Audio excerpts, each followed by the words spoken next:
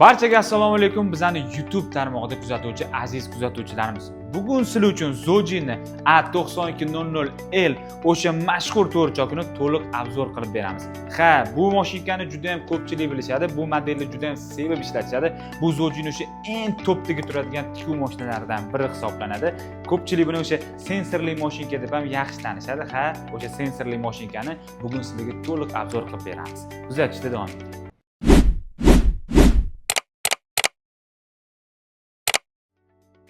Xo'p, ko'rib turganingizdek, bugungi A9200 mashinkamizning obzorini noodatiy usulda boshlashga qaror qildik.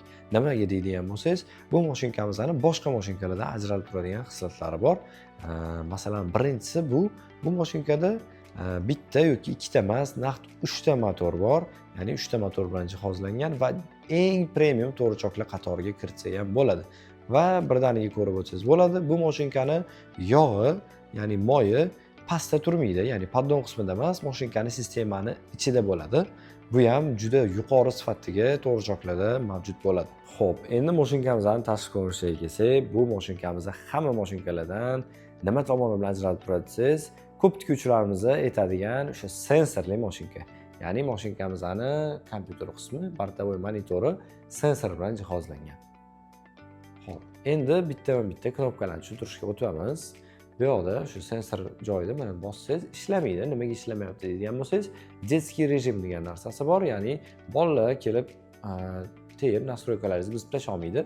Ya'ni mana bu kichkina blok knopkasini bosib qo'ysangiz, endi blokdan mashinkamiz chiqdi. Xo'p, endi mashinkalarimizni sizlarga birma-bir knopkalarini tushuntirib berishga harakat qilamiz. Xo'p, blokdan ochib olganimizdan keyin blok knopkasining tepasida yana bitta yacheykamiz bor, yana bitta knopkamiz bor. Bu nimaga xizmat qiladi? Lapkani qanchalik baland past ko'tarilishida, ya'ni pedalni bosganingizda lapka baland ko'tarilishini xohlasangiz, maksimal 180 ga qo'yib qo'yasiz. Agar ozgina pastroq ko'tarilsin deydigan bo'lsangiz, minus knopkasini bosib turib, balandligini bemalol boshqarib olsangiz bo'ladi. Standart holati o'zi 180 da turadi. Xo'p, keyingi knopkamiz bu chok qadamini mayda yoki yirik qilish. Ko'p to'g'richoqlarda pastida, o'tida muruvvat orqali chokini mayda yirik qilasiz. Bunda hamma narsasi kompyuterlashgan sensor bo'ladi. Ya'ni hozir 5 mm da turibdi. Buni bizda mana shunaqa minus knopkasi bilan 2 mm, 1,5 mm, 3 mm bemalol shu. O'zingizga ishingizga qarab, chokingizga qarab to'g'rilasangiz bo'ladi. Xo'p, keyingisi bu tezligimizning knopkasi. Bu ham xuddi shunaqa avvalgi knopkalarga o'xshab plus-minus orqali boshqariladi. Xohlasangiz minus orqali tushirib olasiz, xohlasangiz plus bilan ko'tarib olasiz. Hamma narsa qo'ldan kelgancha soddalashtirib ishlangan va ko'p tikuvchilarimiz xohlaydigandek sensorlashtirilgan. Xo'p, keyingi knopkalarimiz mana bu ikkitasi ko'zga tashlanib turadigan knopkamiz. Bu zakrepka. Bu pastdagi zakrepkamiz. Bittali, ikkitali, uchtali qo'ysangiz bo'ladi. Bu, ya'ni pastdagisi bu oxiridagi zakrepka. Bu zakrepkamiz bo'lsa boshidagisi. Ya'ni bunda ham bittali, ikkitali, uchtali qo'ysangiz bo'ladi. Xo'p, bu yoqda ignani tepada pastda qolishi, ya'ni tik bo'lganingizdan keyin bitta bosib qo'yadigan bo'lsangiz, igna pastda qoladi. Ya'ni o'ng tarafdagi ko'rsatkich, chap tarafdagi ko'rsatkichga qaraydigan bo'lsa, ignamiz tepada qoladi. Shu. Xo'p, birinchi knopkamiz bo'lsa rejimlarni o'zgartirish. Hozir bu ko'rib turganingizdek, to'g'ri strelka ko'rsatilgan. Bu ya'ni to'g'ri tikish, erkin tikish. Bu yerdan rejimlarni o'zgartirsa bo'ladi. Bunga ham to'xtalib o'tamiz. Xo'p, keyingi knopkamizda bo'lsa qaychi funksiyasi. Ya'ni tik bo'lganingizdan keyin pedalni orqaga bossangiz, ipini kesib berish yoki kesib bermaslik. Bu hozir yoniq holati. Bu holatda hozir tikadigan bo'lsak, ipini o'zi kesib beradi. Agar buni o'chirib qo'yadigan bo'lsak, ipini o'zi kesib bermaydi. Xo'p, keyingi knopkamiz bu tikib bo'lgandan keyin lapkani tepada qolishi yoki pastda qolishi. Ya'ni tikib bo'ldingiz, bu holatni yoqib qo'yadigan bo'lsangiz, tikib bo'lganingizdan keyin ip kesmaydi, lekin lapka tepada qoladi. Xo'p, bu ikkinchi funksiyani bosadigan bo'lsak, mashinkani tik bo'lganingizdan keyin ip kesib bo'lishi bilan keyin tepada qoladi. Shunaqa funksiyalarni boshqarishingiz mumkin. Xo'p, keyingisi bu уже lapkani ko'tarish tushirish, ya'ni pedal orqali bu knopkani o'chirib qo'yadigan bo'lsangiz, pedalni bossangiz ham, bosmasangiz ham lapka ko'tarilmaydi. Bu knopkadan yoqib qo'yadigan bo'lsangiz, o'sha pedalni bossangiz, lapka avtomatik ravishda ko'tariladi. Xo'p, va oxirgi knopkamiz bu yoqda plavniy start knopkasi. Ya'ni buni yoqib qo'yadigan bo'lsangiz, pedalni tez bosib yuborsangiz ham boshida asta-sekinlik bilan start olib, keyin mashinka tezlashib ketadi. Agar bu knopkamiz o'chir bo'ladigan bo'lsa, pedalni qanchalik qattiq bosadigan bo'lsangiz, qanchalik bosim bilan bosadigan bo'lsangiz, shunchalik mashinaga tez tikib ketaveradi. Bu yoqdagi knopkalarni ko'rib chiqdik. Keyingi rejimga o'tamiz. Bu yoqda faqat shu zakrepka beradigan funksiyasiga o'tdi. Ya'ni tikadigan bo'lsak, keyin kadrlarda tikib ko'rsatib beraman. Tikadigan bo'lsa faqat zakrepka tikib beradi. Hop, keyingisi уже bu yoqda pad knopkasi. Ya'ni bu mashinkaning dekorativniy choklari bor. Bu dekorativniy choklarni ham birma-bir tikib tushuntirib beraman. Orada qolib ketgan knopkalarimiz bo'lsa, ular gapda emas, shu tikib ko'rsatib beradigan knopkalar bo'lgan bo'lishi mumkin. Videoni kuzatib turing, ularni ham xudo xolisa tikib ko'rsatib tushuntirib beramiz. Xo'p, ko'rishingiz mumkin. Hozir mashinkamizda qaychi funksiyasi boshida, oxirida zakrepka berish funksiyalari va tikib bo'lgandan keyin lapka tepada qoladi, igna ham tepada qoladi. Funksiyalari hammasi yoniq holatda. Shu holatda qanaqa tikadi mashinkamiz?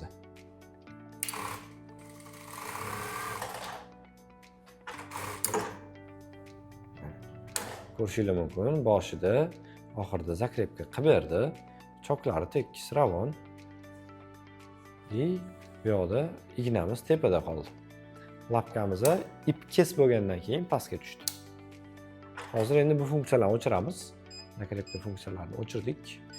Qaychi funksiyasini ham o'chirdik. Lapka tepada pastda qolishlarini hammasini o'chirib qo'ydik.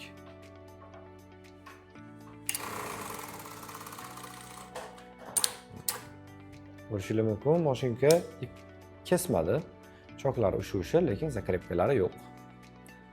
Endi shu yerda o'zida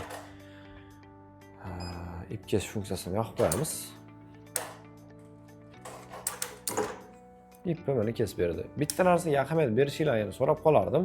Mashinka ip kesayotganda ham, zakrepka berayotganda ham oshiqcha hech qanaqa ovoz chiqazmaydi. Ya'ni shaqillab qaychi yoki boshqa narsa ishlayotganda ham siz umuman sezmaysiz. Va mashinkani ishlashi ham juda ravon, 3 ta motor bo'lganini hisobiga.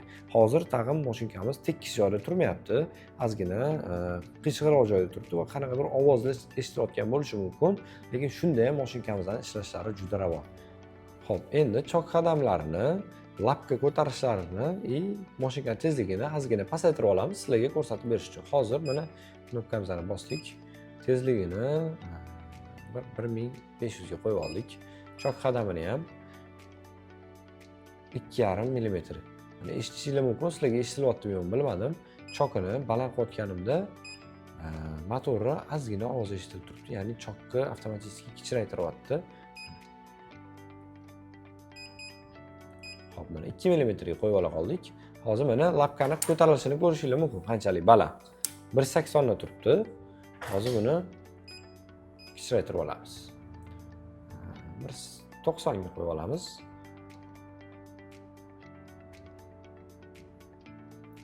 Sensorlarni ishlashlarini ko'rishingiz mumkin. Aytib o'tganimizdek, uncha-muncha telefonlardan ham plavni ishlaydi sensorlarimiz. Xo'p, endi qarang lapkani qanchalik ko'tarilishini. Ya'ni joyidan oldi qismi faqat siljiyapti. Ketdi, tikib ko'ramiz. Bismillah. Hozir bu mashinkaning maksimal tezligi. Choklarni ko'rishingiz mumkin. Mashinkaning ovozini ham eshitayotgandirsiz qanchalik mayinligini. Zakrepkalarni ham juda mayin qilib berdi. Xo'p, keyingi funksiyamizga o'tdik. Faqat shu zakrepka tikib beradigan. Mana pedalni bitta bosamiz. Zakrepka tikib uzdi. Mana pedalni bitta bosib qo'yib yuborasiz. Bunda bosib turmaysiz. Bosib bitta qo'yib yuborasiz, bo'ldi. U yog'ini mashinka o'zi tikib beradi. Zakrepka sonini ham belgilab bersangiz bo'ladi. Bitta, ikkita, 3 ta chok bemalol qancha zakrepka, nechta chok sizga zakrepka kerak bo'lsa, shunaqa monitor orqali belgilab qo'yasiz, shuncha chok sizga tikib beradi. Xo'p, ko'rishingiz mumkin. Hozir keyingi funksiyamizga o'tib oldik, ya'ni pad yozig'i. Bu mashinkamizning dekorativ chok funksiyasiga o'tdi degani. Dekorativ chok qanaqa bo'ladi desiz, mana shunaqa choklarni dekorativ chok deyishadi. Bu hozir mashinkamizning 9 va 8 dekorativ choklari. Misol tariqasida sizlarga hozir yana bitta ikkitasini ko'rsatib beramiz. Hozir 9-chokda turibdi. 9 knopkasini bosamiz. Bu yoqda 7-chokni tikib ko'rmoqchimiz. 7ni bosib turib, sure knopkasini bosamiz, ya'ni sure deb yoziladi. Bo'ldi. Endi 7-chokni tikib beradi mashinkamiz.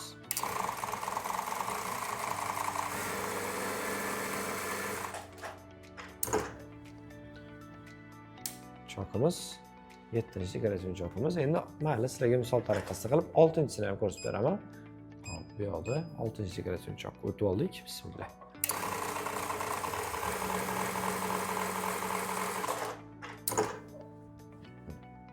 Dekorativ chok deganda mana mashnaqa choklarni tushunsanglar bo'ladi. Endi ko'pchilik buni tikuvchilarimiz ko'ylaklarni yoqalariga, shu dekorativ ishlov beradigan joylarga ishlatishadi. Endi asosan baribir to'g'ri chokka o'zini ishlatishadi. Xo'p, mashinkamizning knopka qismlari tushunarli bo'ldi deb o'ylayman. Agar yana qolib ketgan knopkalarimiz va kamchiliklar bo'lsa, izohlarda yozinglar, ularni tushuntirib o'tamiz. Xo'p, mashinkamizning finalli mana shu yerdagi knopkalarimiz qoldi. Xo'p, birinchi bo'lib LED podsvetkani положениялari, ya'ni darajalari desa ham bo'ladi. Shularni ko'rsatib o'taman. Yon qismida mana knopkamiz bor. Ichki tarafda knopkani bosadigan bo'lsak, eng yoriq holatga o'tadi. Keyin undan pastroq va yanada pastroq. Shu o'zingiz yorug'lik qanchalik kerak bo'lsa, shunga qarab nastroyka qilsangiz bo'ladi. Hop, bu yoqda 1 to'r, 1 2 va pastda yana ikkita knopkalarimiz bor. Bular nima? Ya'ni 1 to'r knopkani bosadigan bo'lsak, ko'rsatib beraman sizga. Bu 5 mm chok qadamda turibdi mashinkamiz. 1 to'rni bosadigan bo'lsak, mashinkamizning shu to'rdan bir qismini, ya'ni zichroq qilib chok qadamini tikib beradi. Hop. 1 va 2 bu nima degani? Mashinka misol uchun 5 mm chok qadam turgan bo'lsa, 2,5 mm ni tikib beradi. Ya'ni zichroq joyiga kelib qolgan bo'lsa, zichroq chok qadam kerak bo'ladigan bo'lsa, mana shu knopkalarni bosib, bemalol tikib olsangiz bo'ladi. Hop, undan keyingi knopkamiz bu bittalab tikish knopkasi. Ya'ni buni bosib, qadam bosib tikib ketsa bo'ladi bemalol. Hop, undan tegizib уже ручной закрепка. Ya'ni tikayotgan joyingiz o'rtasida zakrepka kerak bo'lib qoladigan bo'lsa, shu knopkani bosib turib, bemalol zakrepka bossangiz bo'ladi. Ha, bu videoni ko'rganingizdan keyin sizni aynan bu modelga mehringiz yana ham oshib ketgan bo'lsa, ajab emas. Siz Zojidan xohlagan turdagi modellaringizni bemalol topishingiz mumkin. Qolaversa, Zojining rasmiy do'konidan har bir mashinkalarimiz uchun 5 yil rasmiy kafolatga ega bo'lasiz, servis xizmatiga ega bo'lasiz. Shuning uchun Zojini tanlang va bizdan uzoqlashmang. Bundan ham qiziqroq va kerakliroq ma'lumotli videolarni bizdan kutib qolishingiz mumkin bo'ladi. Pastdagi raqamlarga murojaat qiling va Zojini har doim kuzatib boring.